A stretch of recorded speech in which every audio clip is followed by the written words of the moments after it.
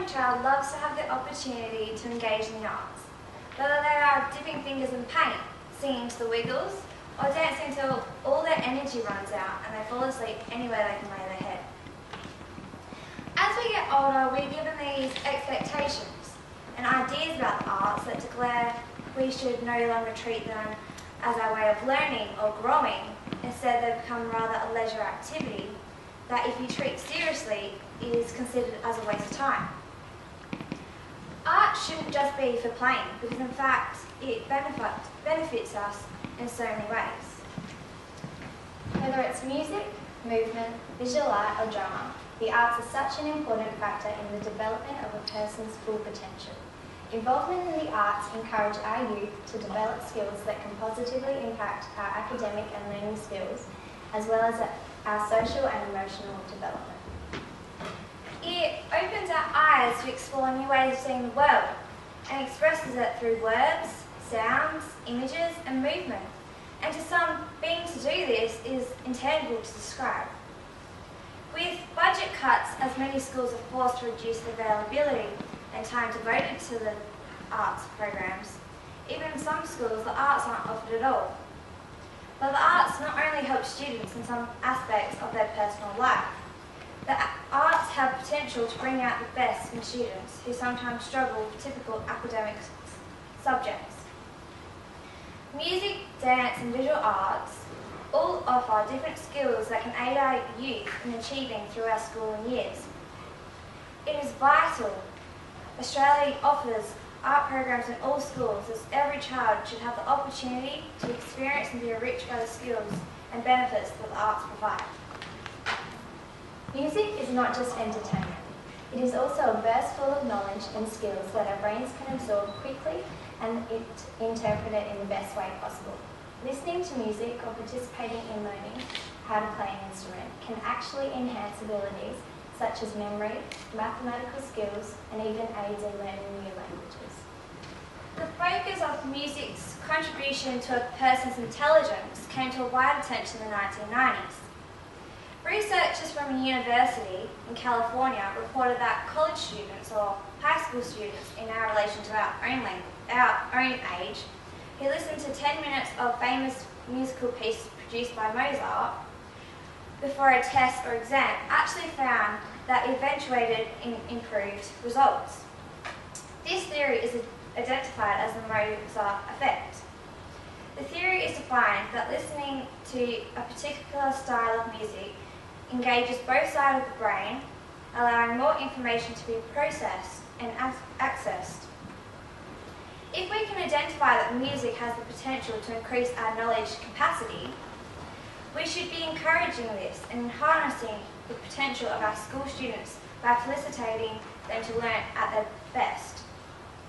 Even more recently, similar experiments and various research have been carried out supporting these results. As we have evidence that music definitely does benefit one's education, it should be a necessity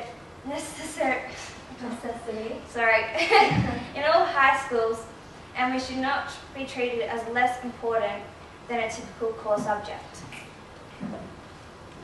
Through dance, children are encouraged to cooperate with others and engage in physical activity, which is a vital part of a person's development. Dance should be encouraged as an opportunity that teenagers can engage in during school. Dance is an excellent way to improve fitness, become more cooperative, improve rhythmic abilities, increase confidence, relieve stress and anxiety, etc. The list goes on, but the main thing that dance provides is the opportunity to be a part of something, which I know is vital for any high school student. Dancers have been proven to be more academically engaged due to the dedication and focus required in training. Dancers are exposed to new languages and vocabulary. Not only do you have English words that can be related to a movement, in some styles of dance they are entirely a different language. For example, ballet originated in France, therefore the syllabus is written in French. Not only are ballet dancers required to know what a movement is, they are also expected to know where it originated from. Okay, so I'm going to read you a dictionary definition. So it's for jeté, and it's derived from ballet. Okay. It means a jump forward, backward, or to the side, from one foot to the other. And its origin means literally thrown or to throw. Knowing that this word originally means to throw allows the dancer a greater depth in knowing how to perform the movement.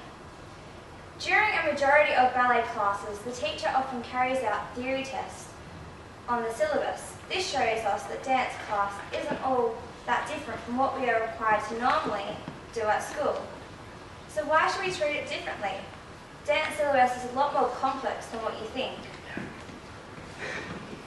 Styles such as tap and street tap encourage a strong sense of rhythm and beat, allowing a connection to be made with the dance.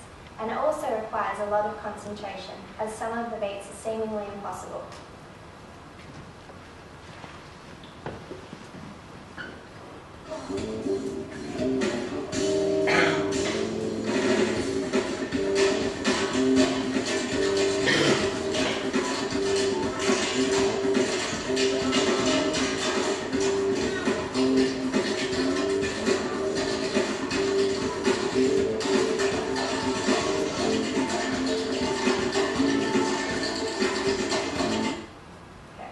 So, as you can see, tap is a lot more difficult than people may think. All styles of dance can help to express and communicate stories and emotions, while still improving strength and discipline. Dance allows for students to have an opportunity to grow through committed physical participation, while improving vital skills that assist in other learning areas. Now, we all know as children how much we loved creating art. The feeling of just making something, getting messy and allowing your imagination to explode on a piece of paper. At such a young age, children express themselves visually in a way that they may not be able to express verbally. In kindergarten, teachers use art activities as a main teaching tool to engage children in class and teach them basic things about our world, such as identifying colours, shapes and objects. As those children grow, they can explore more complex aspects of visual arts that they can master at their own rate. It encourages the development of types of skills that can enhance positive effects in academic learning, social skills, communication skills, and creative thinking skills. Many high school teachers consider visual arts as not an important core subject, yet it is quite the opposite. Firstly, so many children in high school suffer from stress and pressure piled on from different subjects. Visual arts is such a healthy way to deal with the pressure and it relieves stress. It helps get those bottled up emotions and thoughts out of your system and then use them in an effective way to create art. Colours in drawings and paintings can express a mood, and the texture of clay is a great way of expressing frustrations without harming anything. Secondly, it is such an effective teaching tool that encourages children to stimulate their imaginations and build their creative thinking to find new ways to express their thoughts and ideas. When children explore visual art ideas, they are testing possibilities and working through challenges, similar to how scientists who use experiments to find solutions. It encourages children to think outside the box and to keep on generating new ideas. And isn't this what our society demands? New and improved ideas? So shouldn't we want to promote the arts in more schools? As it is such an effective way to keep people engaged, relieve stress, and at the same time develop their learning. Arts education helps students develop skills needed for most jobs in later life, including creative thinking, problem solving, exercise of individual responsibility, initiative, sociability and self-esteem. We want every child to have the opportunity to engage in our programs, like we have available at our school. We wish to encourage that the arts be incorporated in more core subjects to engage children and help them with their development in important learning areas.